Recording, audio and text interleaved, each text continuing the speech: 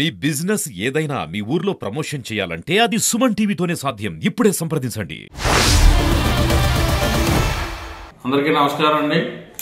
అల్లూరు సీతారామరాజు జిల్లా రంపచోడవరం నియోజకవర్గం రాజవొమ్మిగి మండలం తెలుగుదేశం పార్టీ అధ్యక్షుడు నా పేరు గొల్లపూడి పెద్దిరాజు.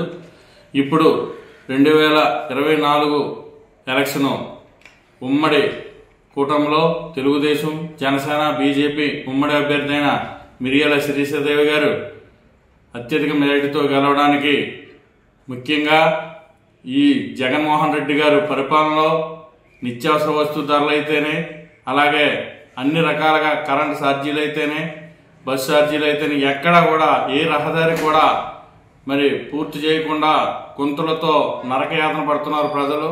అలాగే ముఖ్యంగా ఆ 4 మండలాల్లో కోనవరం, ఎటపాక, విఆర్పురం, చింతూరు మరి జగన్మోహన్ రెడ్డి గారు ఇచ్చిన హామీని వాళ్ళ నిర్వాసితులకి చంద్రబాబు నాయుడు గారు ఇచ్చింది కన్నా 5 లక్షల రూపాయలు మేము ఇస్తామని చెప్పి మాయమాటలు చెప్పి 2019లో మరి ఇక్కడ ధనలక్ష్మి గారిని ఎక్కడం జరిగింది. కానీ ప్రజలు నమ్మి వేసిన దానికి మోసం చేశారు. వైసీపీ ప్రభుత్వం, జగన్మోహన్ రెడ్డి గారు, ఇక్కడున్న ఎమ్మెల్యే గారు, ఎమ్మెల్సీ గారు మోసం చేశారు.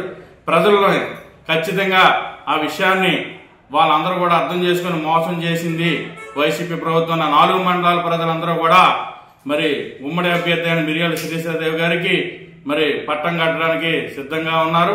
రేపు 4వ తారీఖున అత్యధిక మెజారిటీతో గెలవడానికి మరి ఆ ప్రజలందరూ కూడా కంకులు బద్దలై ఉన్నారు. అలాగే మా 7 మండలాల్లో మరి ఏ గ్రామంలో కూడా వీళ్ళు ఇచ్చిన సచివాలయాలు ఎక్కడా పూర్తి చేయకుండా అవన్నీ కూడా అసంపూర్తంగానే ఈ 7 మండలాల్లో కూడా ఉన్నాయి.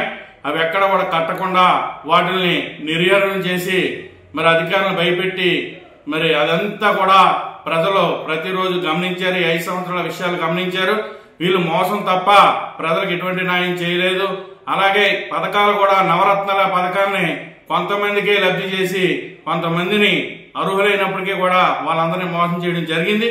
ఇవన్నీ కూడా మరి ప్రజలందరూ కూడా అర్థం చేసుకొని ఆ పార్టీని రేపు 4వ తారీఖున కౌంటింగ్ లో బంగాళాలో కలపడానికి ప్రజలందరూ కూడా ఓట్లు వేయడం జరిగింది. మరి 4వ తారీఖున అత్యధిక మెజారిటీతో మిరియాల శిరీషాదేవి గెలుస్తారని మేము ధీమా వ్యక్తం చేస్తున్నాం. అల్లూరు సీతారామరాజు జిల్లా రంపచోడవరం నియోజకవర్గం రాజవొమ్మిగి మండలం చెందినటువంటి శివరామచంద్రరాజు నా పేరు.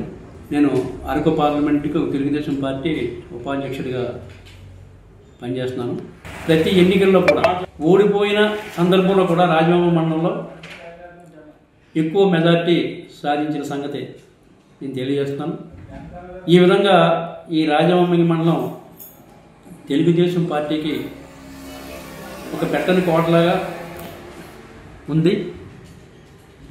అటువంటి సందర్భంలో మన 2024 మన జరిగినటువంటి అసెంబ్లీ మరియు పార్లమెంటు ఎన్నికల్లో ఉమ్మడి అభ్యర్థులుగా పోటీ చేసినటువంటి శాసనసభ్యులు పోటీ చేసినటువంటి మిరియాల శిరీషాదేవి, అదేవిధంగా అరకు పార్లమెంటుకి పోటీ చేసినటువంటి కొత్తపల్లి గీత గారు కూడా బీజేపీ, జనసేన, తెలుగుదేశం పార్టీ ఉమ్మడి అభ్యర్థులుగా పోటీ చేయడం జరిగింది. అయితే 2009 నుంచి కూడా ఈ రంపచోడవరం నియోజకవర్గంలో పార్టీ ఓటమి చెందుతూ రావడం జరుగుతుంది. ఆ సందర్భంలో ఈ యొక్క 2024 సంవత్సరంలో మళ్ళీ తెలుగుదేశం పార్టీ పూర్వ వైభవాన్ని ఈ రంపచోడవరం నియోజకవర్గంలో సాధిస్తుందన్న ఎటువంటి సందేహం లేదని నేను తెలియజేస్తున్నాను. ఎందుచేతంటే వైఎస్ఆర్ పార్టీ జగన్మోహన్ రెడ్డి గారు పరిపాలనా విధానం ప్రజల్లో ఏ విధమైన ఒక వరవ సృష్టించిందో మనందరికీ తెలుసు. ఎందుచేతంటే కక్షా కార్పణ్యాలతోటి దౌర్జన్యాలు, దుర్మార్గాలు వీటితో సాగినటువంటి ఈ పరిపాలనతో ప్రజలు విసిగి చెందిపోయారు. అంతేకాకుండా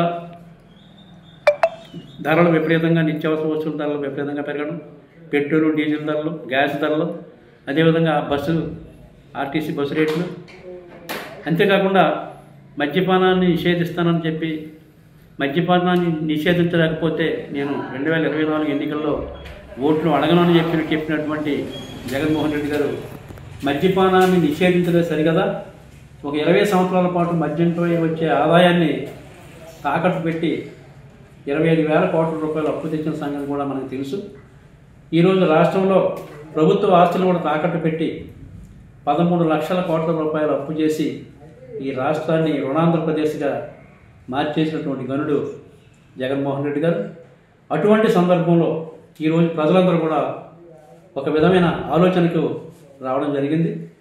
వచ్చి ఈరోజు ఒక్క హామీని కూడా సరిగ్గా నెరవేర్చలేకుండా కేవలం నవరత్నాల పేరుతోటి సంక్షేమం అనుకుదాన్నే చూసుకుంటూ అభివృద్ధిని ఏమాత్రం పట్టించుకోకుండా ఈ రాష్ట్రాన్ని అధోగతి పాలు చేసిన సంగతి కూడా తెలుసు అందరికీ. అదేవిధంగా మనకు ముఖ్యమైనది రహదారులు ఆంధ్రప్రదేశ్ రాష్ట్రంలో ప్రధానమైన రహదారులు కూడా చాలా అధ్వానంగా గోతులమయంతో ఇండిపోయి ప్రజలు నానా ఇక్కట్లు 5 సంవత్సరాలు పడ్డ విషయం కూడా తెలుసు. ఇటువంటి కారణాలు అన్నిటి వల్ల కూడా ఈరోజు, అంతేకాకుండా మన కొత్తగా పెట్టినటువంటి ల్యాండ్ టైటిలింగ్ యాక్ట్ వల్ల కూడా ఈ ప్రభుత్వానికి ప్రజలలో పెద్ద వ్యతిరేకత రావడం జరిగిందనే విషయాన్ని కూడా మనం తెలుసుకోవాలి. ఇన్ని సందర్భాల్లో ప్రస్తుతం ఉన్నటువంటి పరిస్థితుల్లో ఈ రాష్ట్రం అధోగతి పాలు కాకుండా ఉండాలి అంటే అనుభవజ్ఞుడైన ముఖ్యమంత్రి చంద్రబాబు నాయుడు గారు వస్తేనే ఈ రాష్ట్రం మళ్ళీ గాడిలో పడే పరిస్థితి ఉంటుంది, ఆంధ్రప్రదేశ్ రాష్ట్రం మళ్ళీ బాగుపడద్దని ఒక నిర్ణయంతో ఆంధ్రప్రదేశ్ ప్రజలందరూ కూడా ఈరోజు ఒక నిర్ణయం తీసుకొని తెలుగుదేశం పార్టీని గెలిపించాలని ఒక నిర్ణయానికి రావడం జరిగింది. అందులో భాగంగానే ఈరోజు రంపచోడవరం నియోజకవర్గంలో కూడా తెలుగుదేశం పార్టీ ఘన విజయం సాధిస్తుంది అనడంలో ఎటువంటి సందేహం లేదు. మళ్ళీ ఈ రంపచోడవరం నియోజకవర్గం కొత్త అభ్యర్థిని నియమించారు. కొత్త అభ్యర్థిని నియమించిన ప్రతిసారి కూడా నెగ్గడం జరుగుతుంది. కాబట్టి ఈ విధంగా కంపల్సరిగా తెలుగుదేశం పార్టీ రంపచోడవరం నియోజకవర్గంలో విజయం సాధిస్తుంది అనడంలో ఎటువంటి సందేహం లేదు తెలియజేస్తుంది.